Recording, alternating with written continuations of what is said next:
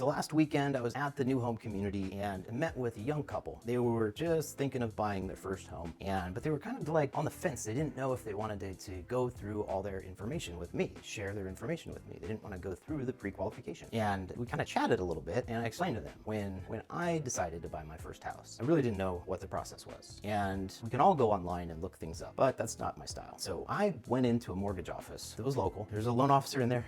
I introduced myself. I said I would like to buy a house. I'm not ready to buy a house right now, but I would like to buy a house. From where I'm at right now, what must I do to be able to buy a house, right? And I think this is important for anyone that at any stage, own a home, rent a home, if you want to get to the next stage, at least need to know what that looks like from where you're at right now. And so going over that with these folks, long story, we ended up doing their pre-qualification and getting them set up. And it's wonderful because now they know what they need to do to purchase a home. Now for me personally, it was huge. Had I not sat down there and kind of gone through that, I never would have. I mean, when would I bought my first house? I wouldn't have known what to do, right? And so doing the pre-qualification, not necessarily a quick online application, but doing the pre-qualification with a lender that's going to be there to help guide you along, especially when you're buying your first house, is critical. And I know everyone's always thinking, well, what's the rate? Who's got the lowest rate? Rate. That's important, but you have to also remember that we're pretty much all doing the same loans. We're offering the same money, right? So the rates are very close, almost identical from lender A to lender B. What's more important is the service and the connection that you have with the